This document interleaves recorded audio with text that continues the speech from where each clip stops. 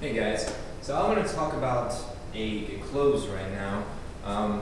We've been running into a lot of I can't afford it. And it sounds great, but I just can't afford it right now. And a lot of you are saying, okay, thanks, have a great day. Leaving it at that. You're going to get nowhere with that, alright? They're using that as an out to get you off their door. Remember, this is a very important quote, and I want you to remember this quote for your entire sales career. People do not buy on price unless they have no other way to evaluate your product. I'll say that one more time. People do not buy on price unless they have no other way to evaluate your product. So, we spoke earlier about how we should communicate to the limbic brain, the part of the brain that controls decision making and influences action. So how do we handle an objection, such as I can't afford it, while speaking to the limbic brain, the part of the brain that controls decision making, that influences action? Well, we need to portray emotion, we need to give a visual, and we need to keep it short, sweet, simple, to the point, to communicate to that part of the brain what we're trying to communicate. So, a really good close I like for this, and it can go straight to a close with this, is what we call the dollar bill close. You can find this in the ABT Blue Book. It's a great close. I've used it before. I've been using it for my entire sales career, and it works. But I think it's highly overlooked. People are afraid to do it. They're afraid to have the guts, we'll leave it at that, the guts it takes to do this close. All right? When in reality, it's quite simple, and it's an amazing close. So say, for example, a customer tells you, I'm not interested. Well, Mr. and Mrs. Customer, I understand how you feel. A lot of people have felt that way before, and what they have found is what I'm about to show you it's really helped them. So imagine this. Imagine when you get up and you go to work in the morning, you take out the dollar bill. Okay? Now you take this dollar bill and you stick it right here on your front door. Now when you go off to work, you do your thing. When you come home, this dollar bill, it's gone. But your family's safe. Your home is exactly how you left it. And all of those things, all those tragedies that could happen to someone, hold no relevance to you because you put that dollar on your door. You can have a peace of mind throughout your entire workday. And let me ask you another question, Mr. and Mrs. Customer. If this system saved your family's life just one time, would it be worth putting $1,000 a day on your front door? Of course. Well, it's not $1,000 a day. It's around $1 a day. How many doors do you have to leave to the outside? Okay, so it's a powerful close. It gives you something visual, and it will still communicate to the limbic brain, the part of the brain that controls action, that influences decision making. So we need to speak to that. We can't be afraid to try new things. We can't be afraid to think outside of the box. It has to be done if you want to be successful at this. If you want to be successful at this, you have to get over your timidness of these people. You cannot be scared. You have to go out and you have to focus on selling to the limbic brain, that part of the brain that controls decision making. Again, people don't buy what you do, they buy why you do it. So you need to explain to them without saying, here's why I do what I do. But you need to portray that message in how you talk to them. You need to portray that why in your communication, in your responses to their objections. And everything they say, you should directly and immediately communicate something that talks about our belief system. Okay? It's important that you're not scared. The fear of rejection is the #1 cause of unsuccessful salespeople. The fear of rejection.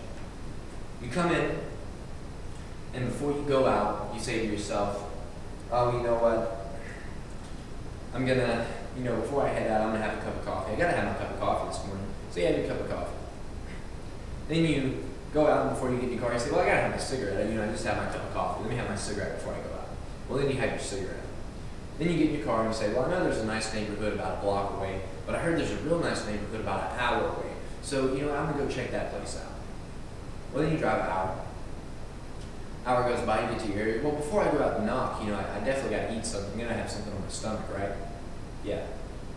So then you stop and you pick up something to eat.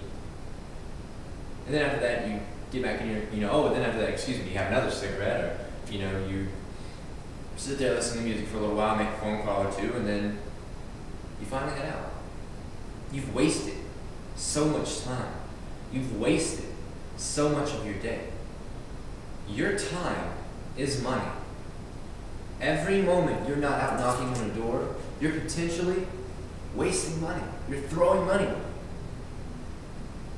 When you go and knock on a door, the first thing you should tell yourself when they open that door is that $300 is on the other side of it, and all you have to do is convince that individual to let you in the house. That's it.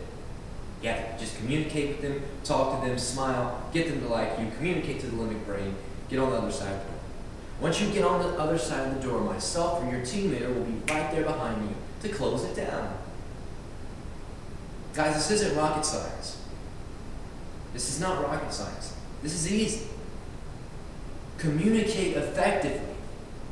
Do not waste the time you have talking. You have a short amount of time to talk to these people. Don't waste that time by talking about the wrong things, by talking about product knowledge, by vomiting all this product knowledge on them. They don't want to hear it. They hear it every day when they turn on the television. They hear it every day when they pick up the newspaper. Every time they pick up a magazine. They want something different. Give them something different. They're yearning for it. They want it. They're begging you for it. And you're giving them the same old thing. Communicate effectively. The dollar bill close, again, it's a great close. Use it. Communicate effectively with it. With every objection that is thrown at you, communicate effectively. Rebuttal that objection effectively. Don't waste your time. Every time someone steps out, they talk to you, a sell takes place. They either sell you on no or you sell them on yes. We're not looking for laydowns. We're not looking to knock on the door and someone walk out and say, oh, great, well, I've been waiting for you guys to come in here. We don't look for that. Door-to-door salespeople, especially us, especially the teams I create, they should be warriors. You are the soldiers on the front lines going out into battle every day. It's a mental battle, and when they open the door again, someone's going to win the battle. Either you or them. They're going to sell you on yes, or you're going to sell them on no. Oh, did he say that wrong? They're going to sell us on yes, or we're going to sell them on no. No, I said that right because that's how we've been selling. That's how you've been selling. You're knocking on the door, these people are coming out, they're talking to you, I've seen it time and time again. There should be no reason you're not making the sell. So you're selling them no. You're telling them not to buy from you. By vomiting product knowledge, by communicating ineffectively. You're selling them on no. You should sell them on yes. We talked the other day about how you should get a notebook, how you should write down in this notebook every single thing that you want in life and keep it on you at all times. And every time you see something you want, breaking out that notebook, writing it in, closing it up, putting it back in your pocket. Now, do you guys remember why I said we should do this?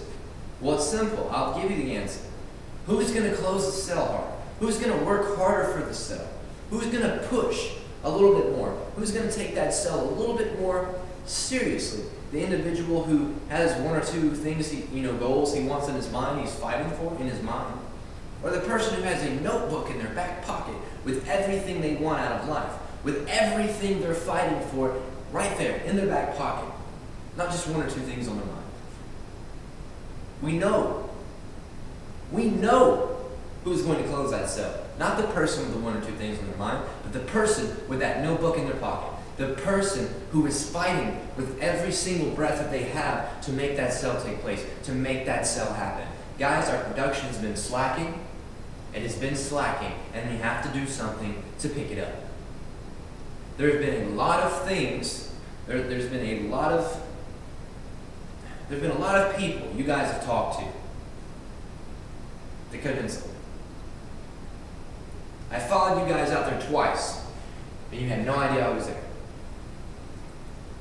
Both times, I've seen people skip doors. Both times, I've seen people on the street that should take them an hour to complete, done in 10, 15 minutes. You're not communicating effectively. If you're only talking to these people for a matter of 1 to 2 minutes, you're not communicating effectively. So let's communicate effectively. Let's communicate the right way. Let's take what we've learned and apply it. If you've been in sales before, well, that's absolutely great. That's absolutely great, but this is totally different. Totally, totally different. I've created sales teams that do 200 plus a month in territories that have little crime and are very saturated.